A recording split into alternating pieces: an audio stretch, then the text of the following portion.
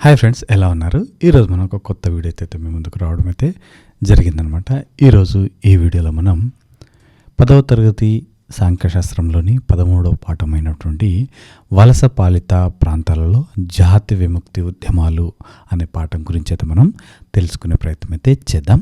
ఎవరైతే ఈ వీడియో చూస్తున్నారో లైక్ చేయండి. అదేవిధంగా ఈ వీడియో కనుక ఎవరికైతే ఉపయోగపడుతుందని మీరు అనుకుంటున్నారో వారికైతే ఈ వీడియోని అయితే షేర్ చేసే ప్రయత్నం అయితే చేయండి. సో మీరు కూడా వారికి హెల్ప్ చేసినట్లుగా ఉంటుందన్నమాట. అదేవిధంగా మన ఛానల్ సపోర్ట్ చేస్తూ సబ్స్క్రైబ్ చేసుకోండి. ఇలాంటి వీడియోస్ అయితే నేను చాలా తీసుకురావడానికి అయితే అది నాకు మోటివేషన్గా ఉంటుందన్నమాట. సో చాలామంది కూడా చూస్తున్నారు కానీ సబ్స్క్రైబ్ చేయట్లేదు. సో దయచేసి మీకు నచ్చితేనే సబ్స్క్రైబ్ చేయండి, లైక్ చేయండి. సో ఇంకా ఎవరైతే 6వ తరగతి నుంచి 10వ తరగతి వరకు టెక్స్ట్ బుక్ రీడింగ్ వీడియోస్ చూడలేదో ఒకసారి మన ఛానల్లో ప్లేలిస్ట్ ఓపెన్ చేసి చూడండి. అందులో మీకు 6వ తరగతి, 7వ తరగతి, 8వ తరగతి, 9వ తరగతి, 10వ తరగతి అన్నీ కూడా టెక్స్ట్ బుక్ రీడింగ్ వీడియోస్ అయితే ఉండడం అయితే జరిగిందనమాట. ఒకసారి చూసే ప్రయత్నం అయితే చేయండి. కంప్లీట్ పాఠానికి సంబంధించిన టెక్స్ట్ బుక్ రీడింగ్ అయితే అందులో ఉండడం అయితే జరుగుతుంది. సో ఏదైతే ఇంపార్టెంట్ పాయింట్ కూడా నేను చెప్పడం అయితే జరిగిందనమాట. సో మీరు కూడా ఆ పాఠం వింటూ ఏదైతే ఇంపార్టెంట్ పాయింట్ ఉంటాయో అవి రాసుకునే ప్రయత్నం అయితే చేయండి. సో అవి 1-2 సార్లు వినడం వల్ల అవి ఏంటంటే మనకి జ్ఞాపకం అయితే ఉండడం అయితే జరుగుతుందనమాట. సో ఇంకేమాత్రం ఆలస్యం చేయకుండా మనం వీడియోలోకి వెళ్ళిపోదాం. ఇక్కడ మనం చూసినట్లయితే ఇది వచ్చేసి మనకి 10వ తరగతిలోని 13వ పాఠమైనటువంటి సాంఖ్యశాస్త్రంలోని 13వ పాఠం. ఇది 13వ పాఠం వలస పాలిత ప్రాంతాలలో జాతి విముక్తి ఉద్యమాలు. సో వలస పాలిత ప్రాంతాలను సూచించే క్రింది పటాన్ని చూడండి. 19వ శతాబ్దం నాటికి లాటిన్ అమెరికా, ఆఫ్రికా, ఆసియా దేశాలపై ఐరోపా దేశాలు నియంత్రణ పొందిన విధానాన్ని మీరు 8వ తరగతిలో చదివారు. ఈ దేశాలు తమ స్వాతంత్రం కోసం పోరాడిన విధానాల గురించి ఈ అధ్యయనంలో తెలుసుకుందాం. కింది పటంలో బ్రిటన్ వలస పాలిత ప్రాంతాలు ఉదారంగును, అదేవిధంగా ఫ్రాన్స్కి చెందినవి నీలం రంగును, హాలండ్కు చెందినవి లేత గోధుమ రంగులోను ఉన్నాయి. ఆసియా, ఆఫ్రికాలలో కొన్ని దేశాలు స్వతంత్రంగానే ఉన్నాయి. ఇవి బూడిద రంగులో ఉన్నాయి. సో ఆధునిక ప్రపంచం పటంలో ఈ దేశాలన్నింటినీ గుర్తించండి అని ఇక్కడ ఇవ్వడం జరిగింది. సో ఇవన్నీ కూడా మీరు చూసుకునే ప్రయత్నం చేయండి. కలర్ను బేస్ చేసుకొని ఇక్కడ మీకు ఏ దేశం అనేది మీకు ఇవ్వడం జరిగింది. ఇవన్నీ కూడా వలస పాలిత ప్రాంతాలు, కొన్ని ఏమో స్వతంత్ర రాజ్యాలు అనేవి ఇక్కడ ఉండడం అయితే జరిగిందనమాట. సో ఇక్కడ చూసినట్లయితే స్వతంత్ర దేశాలైన చైనా వంటివి వాస్తవానికి అనేక వలస పాలక దేశాల నియంత్రణలో ఉండి పేరుకి మాత్రమే స్వతంత్రంగా ఉన్నాయి. ఈ అధ్యాయంలో వలసపాలిత ప్రాంతాల దారుణ పరిస్థితుల గురించి, ఐరోపా దేశాల వలస పెత్తందారికి వ్యతిరేకంగా వాళ్ళ పోరాటాల గురించి చదువుదాం.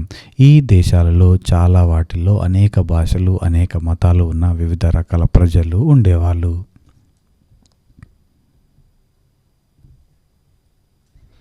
సో ఇక్కడ చూసినట్లయితే వీళ్ళందరికీ తాము అంతా ఒక జాతి అన్న భావన అంతగా ఉండేది కాదు. ఈ ప్రాంతాలలో సాంప్రదాయ పాలకులుగా ఉన్న రాజులు, చక్రవర్తులు ప్రజాస్వామ్యం, స్వేచ్ఛ వంటి భావనలకు అంతగా మద్దతు పలికేవాళ్ళు కాదు. కొత్త ఉద్యమాలు చోటు చేసుకోవడంతో యూరోప్లో వ్యాప్తిలో ఉన్న జాతీయవాదం, ప్రజాస్వామ్యం చివరికి సోషలిజం వంటి కొత్త భావనలతో ప్రజలు స్ఫూర్తి పొందసాగారు. కొన్ని దేశాలలోని అనుభవాలను, వలసపాలిత ప్రాంతాల లక్షలాది ప్రజల జీవితాలలో మార్పును అర్థం చేసుకోవటానికి వీటిని మన దేశంలోని అనుభవాలతో పోల్చి చూద్దాం.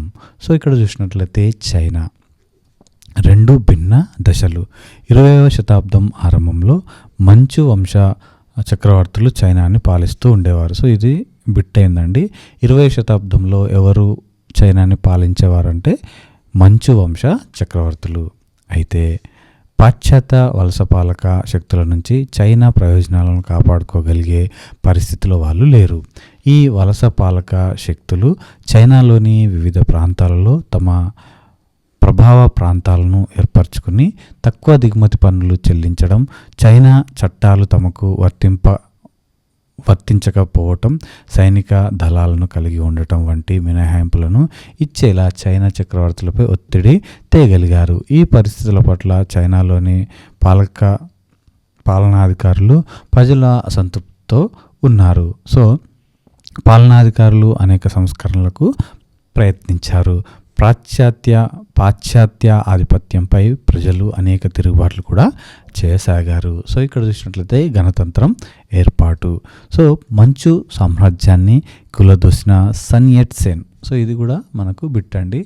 మంచు సామ్రాజ్యాన్ని కూలదోసిన వ్యక్తి ఎవరంటే సన్ యట్ సెన్. 1866 నుంచి 1925 తన నేతృత్వంలో 1911లో గణతంత్ర రాజ్యాన్ని ఏర్పాటు చేశాడు. సన్ యట్ సెన్ని ఆధునిక చైనా నిర్మాతగా పరిగణిస్తారు. ఆధునిక చైనా నిర్మాత ఎవరండి ఇక్కడ? Sun Yat Sen. ఈయన గురించి కూడా మీరు గుర్తుంచుకోవాల్సి ఉంటుంది. అతడు పేద కుటుంబానికి చెందినవాడు. అతడు చదివిన మిషనరీ పాఠశాలల్లో క్రైస్తవ మతంతోటి ప్రజాస్వామ్య భావనలతోటి ప్రభావితం అయ్యాడు. అతడు వైద్యశాస్త్రాన్ని అభ్యసించాడు, కానీ చైనా భవిష్యత్తు పట్ల ఎంతో ఆందోళన పడేవాడు. చైనా సమస్యలను అధ్యయనం చేసి ఒక కార్యాచరణ పథకాన్ని రూపొందించాడు. సో అతని కార్యక్రమాన్ని 3 సిద్ధాంతాలు అంటారు. సన్ మిన్ చున్ అని అనడం జరుగుతుంది. 3 సిద్ధాంతాలు పథకాన్ని రూపొందించింది ఎవరండి? సన్ యట్ సెన్ అని గుర్తుపెట్టుకోండి. దాన్ని సన్ మిన్ చుయ్ అని అనడం జరుగుతుంది. ఇవి ఏమనగా జాతీయవాదం అంటే విదేశీ పాలకులుగా భావించబడుతున్న మంచు వంశాన్ని, ఇతర విదేశీ సామ్రాజ్యవాద శక్తులను పారదోలటం. ప్రజాస్వామ్యం అంటే ప్రజాస్వామ్య ప్రభుత్వాన్ని ఏర్పాటు చేయడం. సామ్యవాదం అంటే పరిశ్రమలపై నియంత్రణ, భూమి లేని రైతాంగానికి భూమి పంచడానికి భూ సంస్కరణలు. మంచు వంశాన్ని తొలగించి గణతంత్రాన్ని ప్రకటించినప్పటికీ సన్ నాయకత్వంలోని గణతంత్ర ప్రభుత్వం స్థిరపడలేకపోయింది. యుద్ధ ప్రభువులు అని పిలువబడే స్థానిక సైనిక శక్తుల నియంత్రణలో దేశం ఉండేది. సో ఇక్కడ మీరు సన్ యట్ సెన్ గురించి క్లుప్తంగా నేర్చుకోవాల్సి ఉంటుంది. 3 సిద్ధాంతాల గురించి, సన్ మిన్ చుయ్ గురించి తెలుసుకోవాల్సి ఉంటుంది. జాతీయవాదం, అదేవిధంగా ప్రజాస్వామ్యం, సామ్యవాదం. ఇది మనకి ఏ విధంగా ఇచ్చాడంటే ఒకసారి ఈ 3 కింద మీద చేస్తూ ఆప్షన్స్ ఇవ్వడం జరిగింది.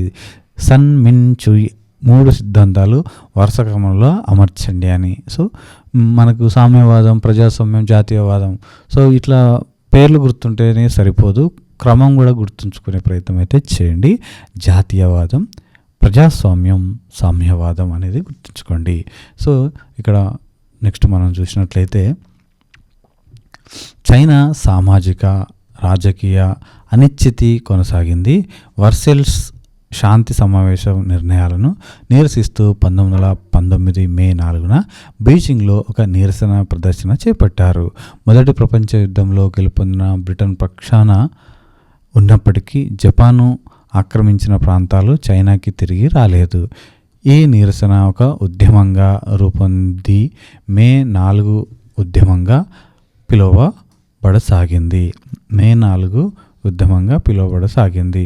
పాత సంప్రదాయాలను తిరస్కరించి ఆధునిక విజ్ఞాన శాస్త్రం, ప్రజాస్వామ్యం, జాతీయవాదం ద్వారా చైనా ముందుకు వెళ్ళాలని ఒక తరం ఉద్యమించింది. సో దేశ వనరులను నియంత్రిస్తున్న విదేశీయులను తరిమి వేయాలని, పేదరికాన్ని తగ్గించి అసమానతలను తగ్గించాలని విప్లవకారులు కోరసాగారు. సాధారణ భాష, లిపిలను అనుసరించడం, మహిళల పరాధీనత, ఆడపిల్లల పాదాలు కట్టివేయడం, ఆడపిల్లల పాదాలు పూర్తిగా పెరగకుండా నిషేధించే క్రూరమైన సాంప్రదాయం వంటి వాటిని వ్యతిరేకించడం, వివాహంలో సమానత్వం, పేదరికాన్ని అంతం చేయడానికి ఆర్థిక అభివృద్ధి వంటి సంస్కరణలను వాళ్ళు ప్రతిపాదించారు. సో ఇక్కడ మనం చూసినట్లయితే గణతంత్ర విప్లవం తర్వాత దేశం ఒక సంక్షోభ స్థితిలోకి నెట్టబడింది. సో దేశాన్ని ఐక్యం చేయడానికి, సుస్థిరత సాధించడానికి కృషి చేసే ప్రధాన శక్తులుగా గుమియాంగ్ గుయోమిడాంగ్ అంటే జాతీయ ప్రజా పార్టీ, దీనినే కేఎంటి కోమింగ్ టాంగ్ అనేవాళ్ళు. సో ఇక్కడ చైనా కమ్యూనిస్టు పార్టీ సిపిఐ ఆవిర్భవించాయి. సో గుయోమిడాంగ్ కోమింగ్ టాంగ్ రాజకీయ సిద్ధాంతానికి సన్ యట్ సెన్ భావనలు ఆధారమయ్యాయి.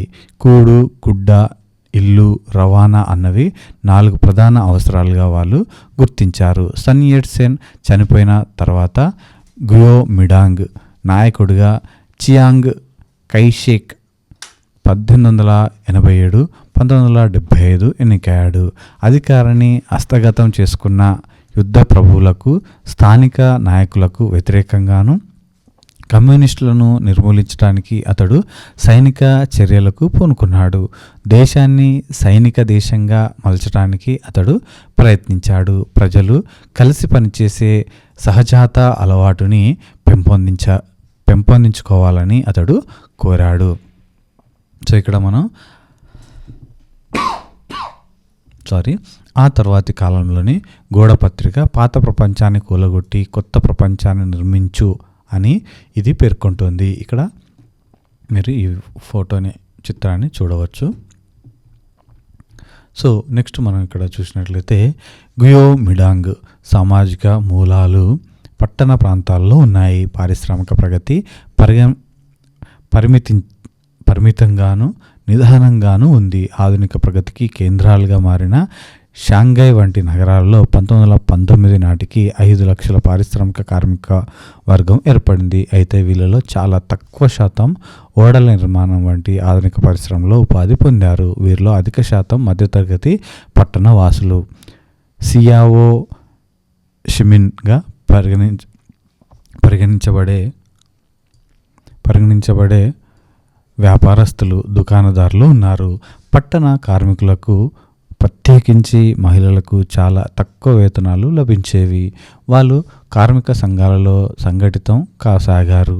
పని గంటలు సుదీర్ఘంగా ఉండడమే కాకుండా పని పరిస్థితులు చాలా దారుణంగా ఉండేవి.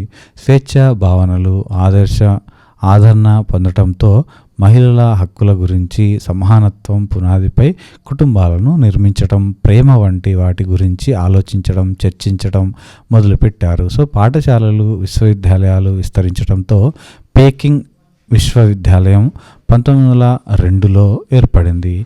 పేకింగ్ విశ్వవిద్యాలయం ఎప్పుడు ఏర్పడిందండి? 1902లో ఏర్పడింది. సామాజిక సాంస్కృతిక మార్పులకు ఊతం లభించింది. ఈ ఆలోచనల పట్ల పెరుగుతున్న ఆకర్షణను సూచిస్తూ జర్నలిజం విలసిల్లింది. సో ఇక్కడ చూసినట్లయితే చియాంగ్ కైషేక్ సాంప్రదాయవాది. మహిళల పాత్ర ఇప్పటికీ పరిమితమై ఉందని, పాతివ్రత్యం, రూపం, మాట, పని అన్న 4 సుగుణాలపై వాళ్ళు శ్రద్ధ పెట్టాలని అతడు భావించాడు. సో ఆడవాళ్ళు ధరించే గౌను ఎంత పొడుగు ఉండాలన్నది కూడా సిఫార్సు చేయసాగారు. ఫ్యాక్టరీ యజమానులను ప్రోత్సాహంగా కార్మిక సంఘాలను అణచివేయడానికి కూడా అతడు పూనుకున్నాడు. గుయోమిడాంగ్ పార్టీ తన సంకుచిత సామాజికతత్వం వలన రాజకీయ దూరదృష్టి లోపించడం వలన దేశంలో ఏకత్వం సాధించడంలో విఫలమైంది. సన్ యట్ సెన్ కార్యక్రమంలోని ప్రధాన అంశమైన పెట్టుబడి నియంత్రణ, భూమి సమాన పంపిణీ అన్న వాటిని అమలు చేయనే లేదు. పెరుగుతున్న సామాజిక అసమానతలను రైతాంగాన్ని పట్టించుకొనే లేదు. సో ప్రజలు ఎదుర్కొంటున్న సమస్యలను పరిష్కరించడానికి బదులు సైన్యంతో శాంతి భద్రతలను కాపాడడానికి ప్రయత్నించాడు. సో నెక్స్ట్ మనం చూసినట్లయితే చైనా కమ్యూనిస్ట్ పార్టీ ఆవిర్భావం. 1937లో చైనాపై జపాను దండెత్తినప్పుడు గుయోమిడాంగ్ వెనుకడుగు వేసింది. సో ఇక్కడ సుదీర్ఘ యుద్ధం వల్ల చైనా బలహీనపడింది. 1945-1949 మధ్య కాలంలో ధరలు నెలకి 30% చొప్పున పెరిగాయి. దీంతో సాధారణ ప్రజల జీవితాలు దుర్భరమయ్యాయి. గ్రామీణ చైనా 2 సంక్షోభాలను ఎదుర్కొంటోంది. మొదటిది నేలలు నిస్సారం కావటం, అడవులు నరికివేయటం, వరదల వంటి జీవావరణ పరమైనవి. సో రెండవది దోపిడీ పూరిత భూమి కౌలు విధానాలు, రుణభారం, పురాతన సాంకేతిక జ్ఞానం, అభివృద్ధి చెందని ప్రసార మాధ్యమాలతో కూడిన సామాజిక ఆర్థిక పరమైనవి అని ఇక్కడ మనం చూడవచ్చు. సో అదేవిధంగా రష్యా విప్లవం తర్వాత కొద్ది కాలానికి 1921లో చైనా కమ్యూనిస్ట్ పార్టీ ఏర్పడింది. రష్యా సాధించిన విజయం ప్రపంచంపై బలమైన భావాన్ని చూపింది. సో దోపిడీని అంతం చేసే ప్రపంచ ప్రభుత్వాన్ని ఏర్పాటు చేయడానికి దోహదపడే కొమింటర్న్ని లెనిన్ వంటి నాయకులు 1918 మార్చిలో స్థాపించారు. వివిధ దేశాల్లోని కమ్యూనిస్టు పార్టీలకు సోవియట్ యూనియన్,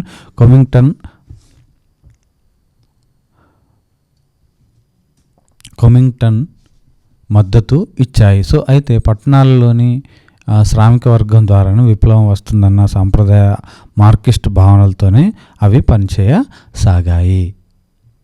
సో ఇక్కడ చూసినట్లయితే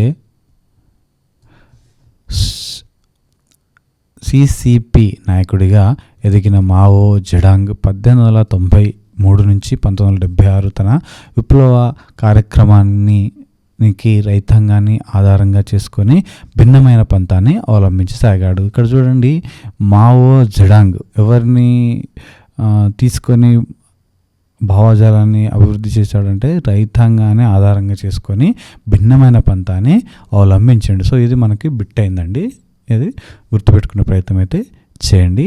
ప్రజాస్వామ్యాన్ని అంతం చేయడానికి పోరాడేలా అతడు చైనా రైతాంగాన్ని సంఘటితం చేస్తూ రైతాంగ సైన్యాన్ని నిర్మించసాగాడు. సిసిపి నాయకత్వంలోని పోరాటంలో భూమి లేని రైతాంగం లక్షలాదిగా చేరసాగారు. అతడి విజయాలు సిసిపి బలమైన రాజకీయ శక్తిగా రూపొందింది. సో అంతిమంగా గుయోమిడాంగ్పై విజయం సాధించేలా చేశాయి. గుయోమిడాంగ్ దాడుల నుంచి రక్షణనిచ్చే జియాంగ్స్కీ పర్వతాలలో 1928 నుంచి 1934 వరకు బస చేయడం మావో జెడాంగ్ భిన్నమైన పంతాన్ని సూచిస్తుంది. భూస్వాముల భూమిని స్వాధీనం చేసుకుని పునర్పంపిణీ చేయడం ద్వారా బలమైన రైతాంగ సంఘాలను, సోవియట్లను నిర్మించాడు. ఎవరండి ఇక్కడ మనకి మావో జెడాంగ్. సో ఈయన రైతులను బేస్ చేసుకొని చేయడం జరిగింది. ఇతర నాయకులలాగా కాకుండా స్వతంత్రంగా ఉండే ప్రభుత్వం, సైన్యాలను మావో నిర్మించాడు.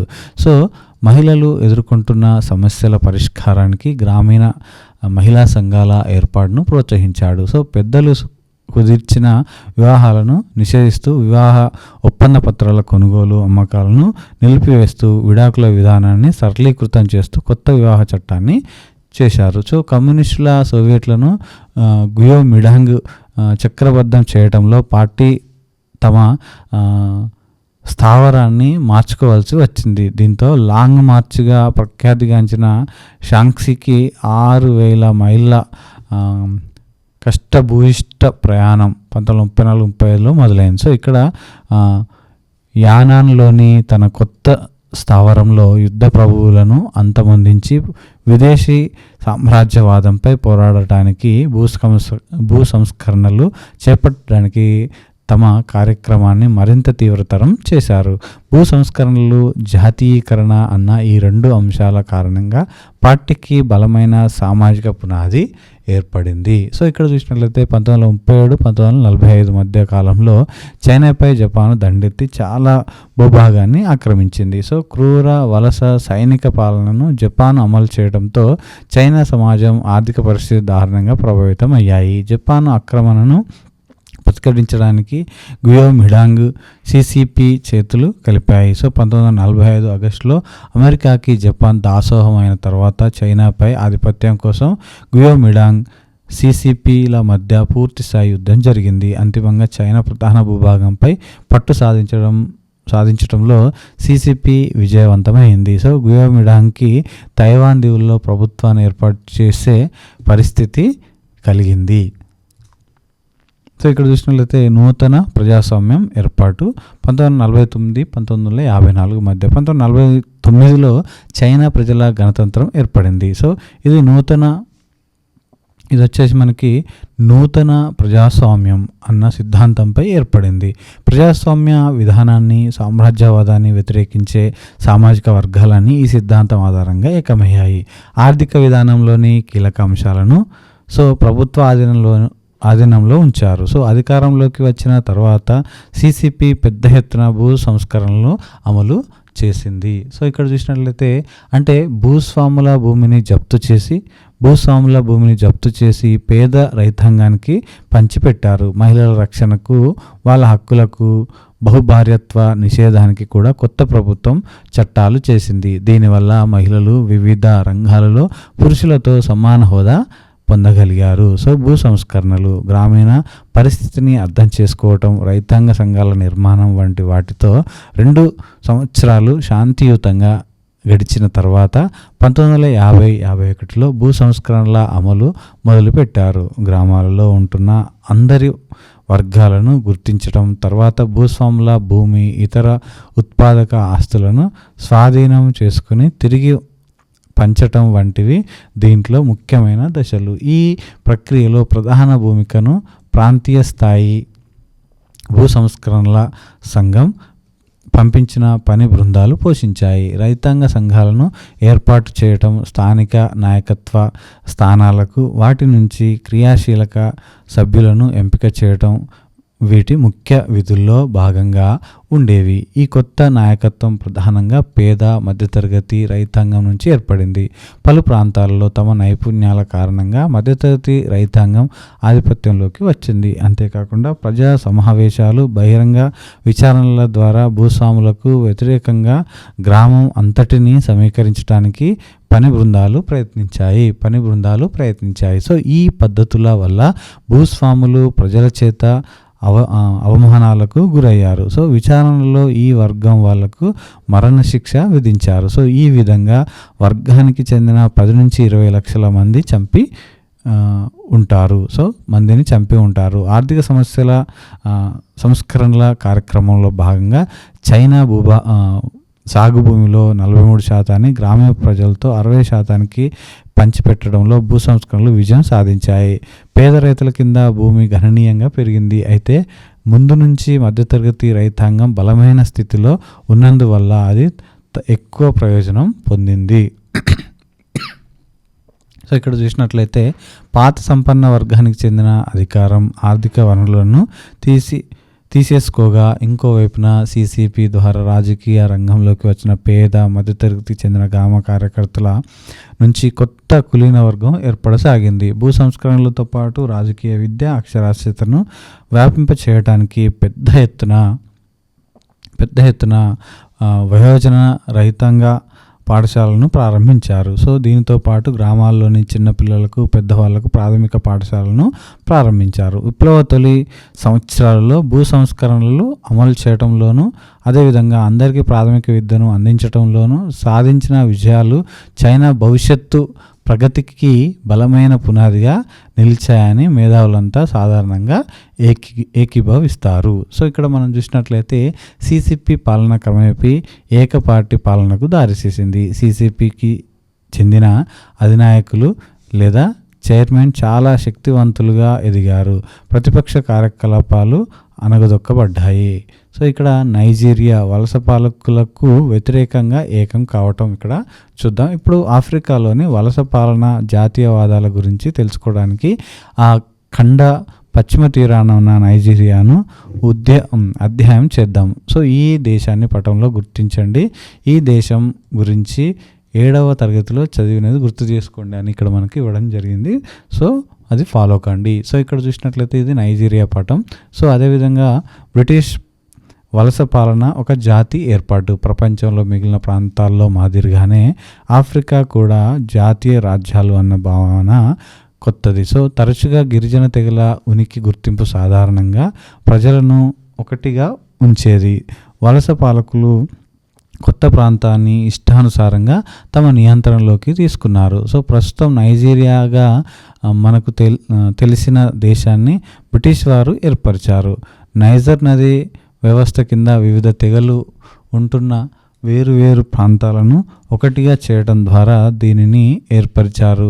ఉత్తర నైజీరియాలో హౌజా ఫులానీ ప్రజలు అధికంగా ఉన్నారు. సో వీరు ముఖ్యంగా ముస్లింలు. సో ఆగ్నేయ నైజీరియాలో ఈవో తెగ, నైరుతి భాగంలో యెరుబా తెగలు ప్రజలు అధిక సంఖ్యలో ఉన్నారు. సో అనేక సంవత్సరాల మిషనరీల ప్రచారం కారణంగా దక్షిణ ప్రాంతాల్లో క్రైస్తవ మతస్థులు అధిక సంఖ్యలో ఉన్నారు. సో ఇక్కడ ఒకటి పటం చూసే ప్రయత్నం చేయండి. సో ఇక్కడ చూసినట్లయితే హౌజా ఫులానీ ప్రజలు, యోరుబా ప్రజలు, ఈవో జాతులు. సో వీటిని బేస్ చేసుకొని మనకు క్వశ్చన్ అనేది ఫ్రేమ్ చేస్తారు. ఒకసారి ఇది కరెక్ట్గా గుర్తుపెట్టుకునే ప్రయత్నం అయితే చేయండి. సో ఇక్కడ చూసినట్లయితే అయినప్పటికీ గిరిజన మత నమ్మకాలు ఉన్నవాళ్ళు కూడా ఎక్కువగానే ఉన్నారు. ఈ 3 ప్రాంతాల మధ్య ఘర్షణలు ఉమ్మడి ప్రజాస్వామిక రాజకీయ వ్యవస్థలను ఏర్పరచాలన్న ప్రయత్నంతో ఆధునిక నైజీరియా కథ నిండి ఉంది. ఆ దేశ సహజ వనరులపై, ప్రత్యేకించి చమురుపై యూరప్ నియంత్రణతో వలస పాలన వారసత్వం ఇంకా కొనసాగుతూనే ఉంది. ఆఫ్రికాలో అధిక జనసాంద్రత గల దేశాలలో నైజర్ నది ప్రాంతం ఒకటి. ఇది అనేక రకాల వలస పాలనతో దోపిడీకి గురయ్యింది. 16వ శతాబ్దం నాటి నుంచి అమెరికాకు బానిసను సరఫరా చేయడంలో ఇది ప్రధాన కేంద్రంగా ఉంది. ఏదండి? నైజర్ ప్రాంతం, నైజర్ నది ప్రాంతం. సో ఇక్కడ మనం చూసినట్లయితే ఆఫ్రికా లోపల నుంచి రైతాంగ గిరిజనులను పట్టుకుని ఐరోపా బానిస వర్తకులకు అమ్మేవాళ్ళు. 19వ శతాబ్దంలో బానిసల వ్యాపారాన్ని నిషేధించడంతో ఈ ప్రాంతంలోని వ్యవసాయ ఉత్పత్తులు, ప్రత్యేకించి కోకో, పామాయిల్ పట్ల వలస పాలకులు ఆసక్తి పెరిగింది. సో తీర ప్రాంతాలపై 1881లో బ్రిటన్ తన పాలనను ఏర్పాటు చేసింది. పశ్చిమ ఆఫ్రికాలోని లాగోస్ని విద్యా, వ్యాపారం, పరిపాలనకు ప్రధాన కేంద్రంగా రూపుదిద్దింది. సో లాగోస్ని దేనికి? విద్య, వ్యాపారం, పరిపాలనకి కేంద్రంగా రూపుదిద్దింది బ్రిటన్. అది గుర్తుపెట్టుకోండి. సో ఇది వలస పాలనపై వ్యతిరేకతకు, నైజీరియా జాతీయవాదానికి, ఖండాంతర ఆఫ్రికా వాదానికి కూడా కేంద్రంగా ఉంది అని చెప్పవచ్చు. సో ఇక్కడ 19వ శతాబ్దం చివర, 20వ శతాబ్దం ఆరంభంలో బ్రిటిష్ వలస సామ్రాజ్యంలో జాత్యహంకారం తిరిగి చోటు చేసుకుంది. విద్యావంతులైన ఆఫ్రికా వాసులను సివిల్ సేవలకు అనుమతించలేదు. సో ఆఫ్రికా వ్యాపారవేత్తల పట్ల వివక్షత చూపేవాళ్ళు. అదే సమయంలో ప్రజలపై మరింత నియంత్రణను సాధించడానికి వీలుగా గిరిజన తెగ నాయకులు సంపన్నులతో సంబంధాలు నేర్పింది. సో ఇక్కడ చూసినట్లయితే వలసపాలుల విధానాల వల్ల దక్షిణ ప్రాంతంలో ఆధునిక విద్యకు, పరిపాలన ఆధునికీకరణకు ప్రోత్సాహం లభించగా ఉత్తర ప్రాంతంలో పూర్వ సాంప్రదాయాలు కొనసాగాయి. సో ఇక్కడ ఫలితంగా 20వ శతాబ్దం చివరి నాటికి ప్రాంతీయ అసమానతలు పెరిగాయి. ఉత్తర ప్రాంతం ఆధునిక విద్యను పొందిన సామాజిక వర్గాన్ని ఏర్పరచుకోలేకపోయింది. 1939లో బ్రిటిష్ పాలకులు పశ్చిమ, తూర్పు నైజీరియా ప్రాంతాలను ఏర్పరిచి యెరుబా, ఈబు తెగల మధ్య కూడా విభజనలు సృష్టించారు. సో ఆ విధంగా విభజించి పాలించు అన్న సిద్ధాంతానికి అనుగుణంగా 3 ప్రధాన గిరిజన తెగల మధ్య పోటీని, ఘర్షణని ప్రోత్సహించారు. ఎవరు? బ్రిటిష్ వారు. సో ఇక్కడ చూసినట్లయితే దీనిని వ్యతిరేకిస్తూ పాశ్చాత్య విద్య పొందిన కొంతమంది మేధావులు ఉమ్మడి నైజీరియా దేశం అన్న భావనను కలిగించి బ్రిటిష్ పాలకులకు వ్యతిరేకంగా పోరాడసాగారు. నైజీరియాలో మొదటి రాజకీయ పార్టీ అయిన నైజర్ జాతీయ ప్రజాస్వామిక పార్టీ ఎన్ఎల్డిపిని 1923లో హెర్బర్ట్ మకాలే స్థాపించారు. సో ఇక్కడ 1923, 1928, 1933లో జరిగిన ఎన్నికల్లో ఎన్ఎల్డిపి అన్ని స్థానాలను గెలుచుకుంది. సో 1930లో బ్రిటిష్ వలస ప్రభుత్వంపై తీవ్రవాద దాడులను కూడా మకాలే సమర్థించాడు. 1936లో నంది అజికివే అనే వ్యక్తి నైజీరియా యువ ఉద్యమాన్ని స్థాపించాడు. ఇది మనకు ఒకసారి బిట్ అయిందండి. ఇది గుర్తుపెట్టుకునే ప్రయత్నం అయితే చేయండి. ఈ నైజీరియా యువ ఉద్యమాన్ని ఎవరు స్థాపించారు, ఎవరు స్టార్ట్ చేశారని మనకి బిట్టు రావడం జరిగింది. 1936 సంవత్సరంలో నంది అజికివే అనే వ్యక్తి నైజీరియా యువ ఉద్యమాన్ని స్థాపించారు. సో సాంస్కృతిక నేపథ్యంతో సంబంధం లేకుండా నైజీరియా ప్రజలందరినీ అది ఆకర్షించసాగింది. అనతి కాలంలోనే అది బలమైన రాజకీయ ఉద్యమంగా ఎదిగింది. 1944లో మకాలే NYM నాయకుడు నంది అజికివే కలిసి నైజీరియా కామెరూన్ల జాతీయ సంఘాన్ని NCNC ఏర్పరచడానికి అంగీకారానికి వచ్చారు. క్రమేపీ నంది అజికివే ప్రముఖ జాతీయ నాయకుడిగా ఎదిగాడు. ఖండాంతర ఆఫ్రికావాదం, ఖండాంతర నైజీరియావాదం ఆధారిత జాతీయ ఉద్యమానికి అతడు మద్దతు తెలిపాడు. సో రెండవ ప్రపంచ యుద్ధం తర్వాత నైజీరియా ఆర్థిక పరిస్థితి కష్టాలకు లోనవడంతో నైజీరియా జాతీయవాదం తీవ్రవాద భావాలకు గురయి దానికి ప్రజల ఆదరణ పెరిగి బలం పుంజుకోసాగింది. ఇక్కడ మనకి నంది అజికివే ఫోటోని మనం ఇక్కడ చూడవచ్చు. సో ఇక్కడ చూసినట్లయితే రెండవ ప్రపంచ యుద్ధంలో బ్రిటన్ తరపున పోరాడి తిరిగి వచ్చిన సైనికులు, కార్మిక సంఘ నాయకులు ఈ ఉద్యమానికి వెన్నుదన్నుగా నిలిచారు. 1945లో అతివాద జాతీయవాద కార్మిక సంఘ నాయకుల ఆధ్వర్యంలో జాతీయ సాధారణ సమ్మె నిర్వహించారు. నైజీరియా జాతీయతావాదం ముందు 2 కర్తవ్యాలు ఉన్నాయి: బ్రిటిష్ పాలకులకు వ్యతిరేకంగా పోరాడటం, ఘర్షణ పడుతున్న వివిధ తెగల మధ్య ఐకమత్యాన్ని సాధించడం. ఉత్తర ప్రాంతంలో కంటే బాగా అభివృద్ధి చెందిన దక్షిణ ప్రాంతంలో జాతీయ ఉద్యమం బాగా బలంగా ఉండడంతో ఉత్తర దక్షిణ ప్రాంతాల మధ్య తేడాలు పొడసూపసాగాయి. దక్షిణ ప్రాంతంలో కూడా యోరుబా, ఈబు తెగల మధ్య ఘర్షణల జాతీయ ఉద్యమాన్ని పీడించసాగాయి.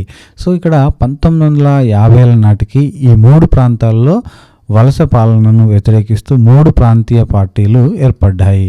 ఉత్తర ప్రాంతంలో సాంప్రదాయ భావాలతో కూడిన ఉత్తర ప్రజల కాంగ్రెస్ NPC, తూర్పు ప్రాంతంలో నైజీరియా కామెరూన్ల జాతీయ సంఘం NCNC, పశ్చిమ ప్రాంతంలో యాక్షన్ గ్రూప్ AG అనేవి స్థాపించబడ్డాయి.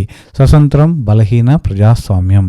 సో ఇక్కడ జాతీయ ఉద్యమ తీవ్రతను గుర్తించిన బ్రిటిష్ పాలకులు నైజీరియన్లకు అధికారాన్ని అప్పగించాలని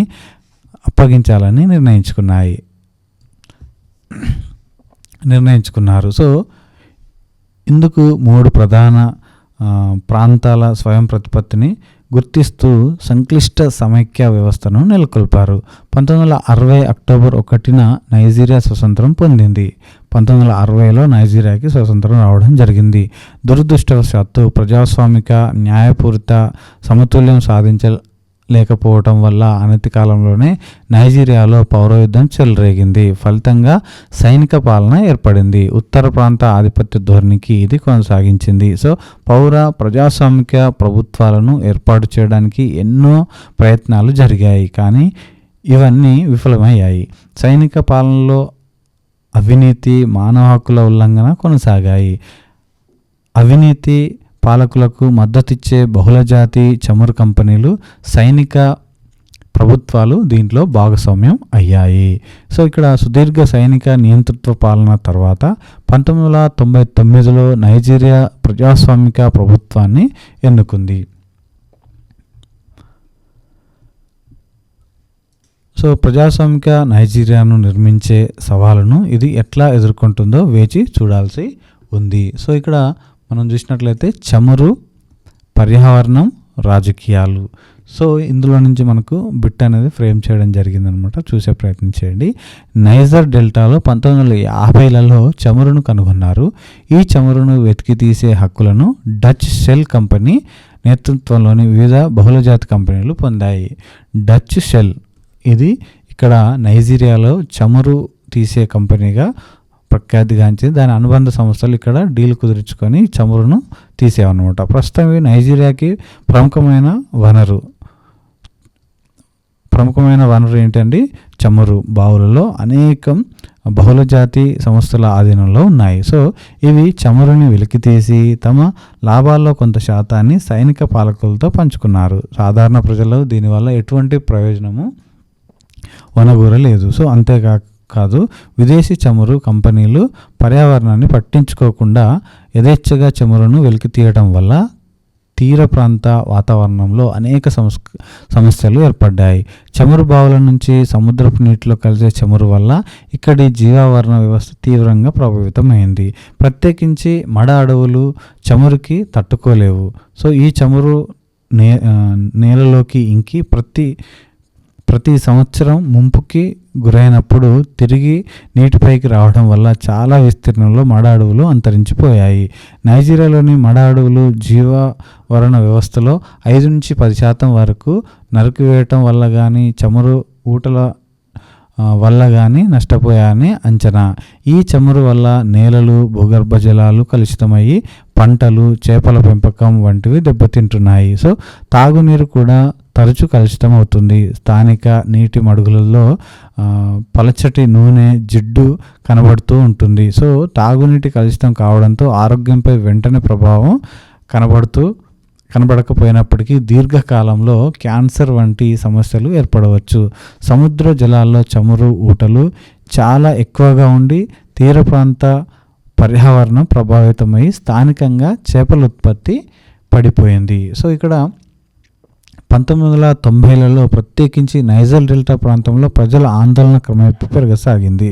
స్థానిక గిరిజన తెగలు సంవత్సరాల తరబడి జరిగిన జీవావరణ నష్టానికి పరిహారం చెల్లించాలని, తమ ప్రాంతంలోని చమురు వనరులపై తమకు నియంత్రణ కావాలని పోరాడసాగారు.